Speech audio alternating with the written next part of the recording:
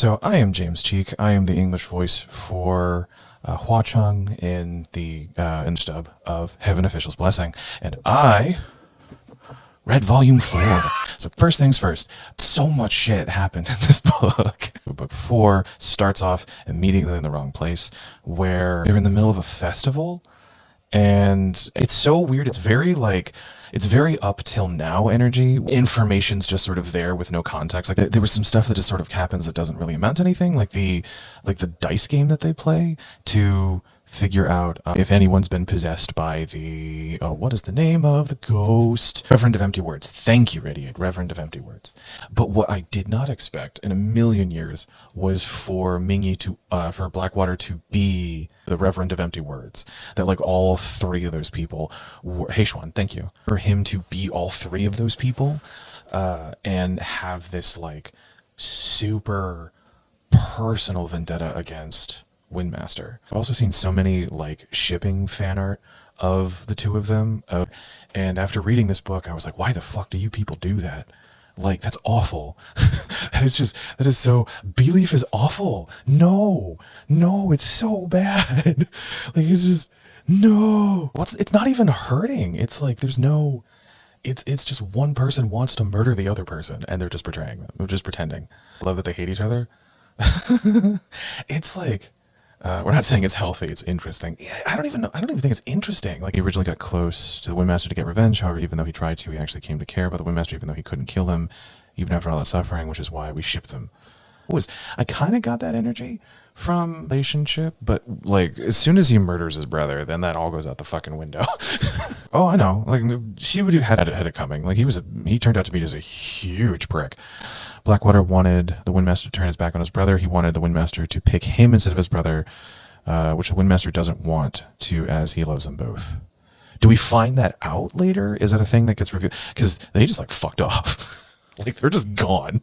Which that had to have been, that whole sequence was just so weird. If season 2 gets dubbed by Crunchyroll, which again, there's no guarantees of that happening, and if I were lucky enough to be the one writing it, part of my job would have to be like explaining the fucking mess of a story that this is. There's lines and they all connect, but they're just so everywhere, and it's just this giant tangled knot of like people being angry at people. MXDX Sound is, oh yeah, no, Soda. I 100% agree that like that was Modao as well, like to a fucking T. I think when we were watching it, I kept asking like, why is this important?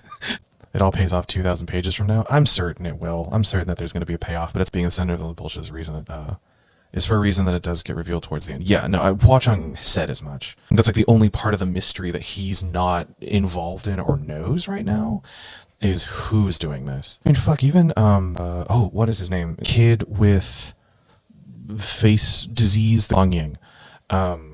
Like, he was someone who were just sort of like, oh, I guess he's here. And then, like, he's not. Saying that I feel really bad because Caleb Yen voices him in the show. And Caleb, at some point, has to pretend to be me, pretending to be Lan Ying, pretending to, pretending to actually be Lan Ying. It's like it's just this whole mess of stuff. And the facade drops, and he's just behaving like Hua Cheng, but he still looks like Yan. Your lines, but sound kind of sexy while doing it. I genuinely don't know, because that scene is super weird. People are kind of like, the only person who doesn't know Hua Cheng is Long Ying, is the idiot fighter man. I can't remember his name.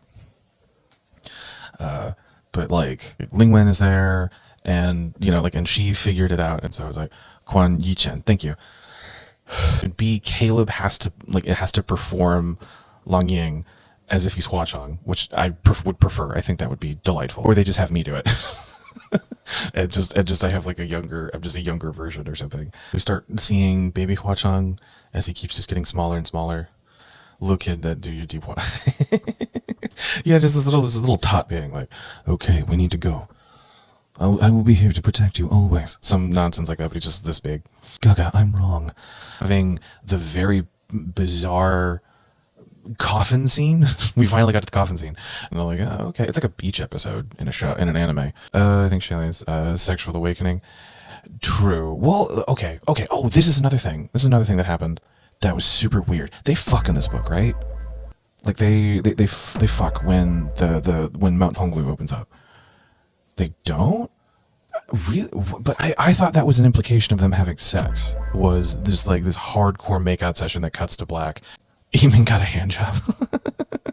He tried to live as a good person, and how it was taught that meant giving up all desires. And that's fair. That's in line with this character. I for sure thought that they boned. That it was just that they just like. Also, like, why?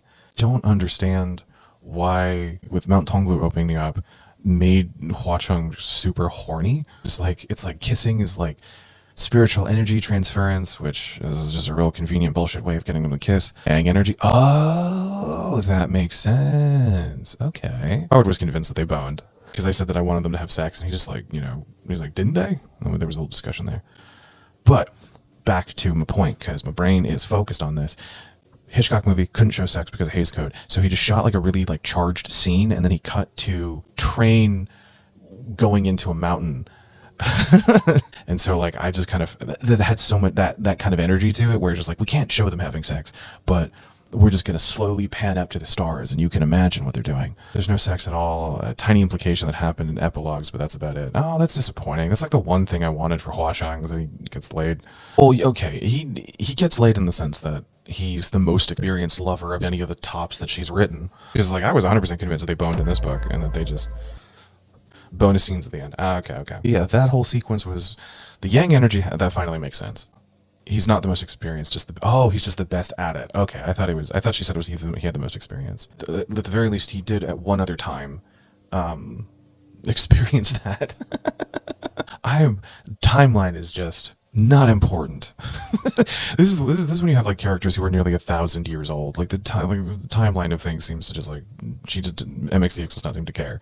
Both the Donghua and the Untamed are all over the place, but I think it's because it was told chronologically rather than in flashback, like the books are apparently. So I am interested in getting the manhwa and reading the manhwa. I'm curious as to if the uncensored bits are going to be in there, or if Seven Seas is gonna like black bar them or something. Censored bits on the artist's Twitter. I've seen those, but I was secretly hoping that they would be in the books.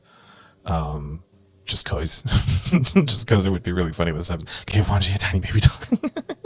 I do love that her mean streak is hinted at when she presented that award to Xiaolin at the beginning. True, that was played off as just sort of like a joke, but nah, she's kind of a dick. She's just kind of a straight up dick. Who do I think the main antagonist is? Jin Woo. 100%. As soon as he fucking showed up, I was like, oh, this guy's gonna be the big bad. I mean, the fact that he calls him Xianle, even though like even if it makes sense as like a cordial thing, like it reeks as like, I really just hate you. I really hate you and I want you to suffer. Let me call you by your name of your fallen empire, which triggers a lot of traumatic memories casually, right? In front of everyone, to remind them of all the bullshit that you did. Have a virginity sword. Virginity sword thing, I'm not so much like, it's creepy that he has it. It definitely like gives off some like incel energy. I think the weirder thing is that it was made. Was it commissioned for him? I don't remember, because they talk about it briefly when it first gets used. The fact that somebody made that sword is really fucking gross. The alien giving mouth to mouth was weird. Not in the sense that like it was just an excuse for them to kiss, but it was like, because Hua Cheng tells him to never do that to anyone. Like he would kill anybody if he did that to them. If he did what he did to him to anybody else. And I don't know if it was like he just like punched the hell out of him because of CPR, or if he was just like blowing air down the wrong pipe, or if he was just like, don't kiss anyone else. Well, both murdered in your family, just one of them won't. One of them just will do it easier than the other one. Couldn't understand if that's what he was getting at. If like Hua Cheng was like, if you do that to someone else, I'll kill them, or if it was like, hey, like, don't do that. Don't try to do that to anyone else because you will kill them. Oh god, like the swapping spiritual energy when Xiaolian like stole spirit energy from Hua Cheng to stay in Windmaster's body. That was weird. I'm just rolling around, making out on top of each other. That was a choice. Being a murder hobo was wrong. Yeah, so that was volume 4.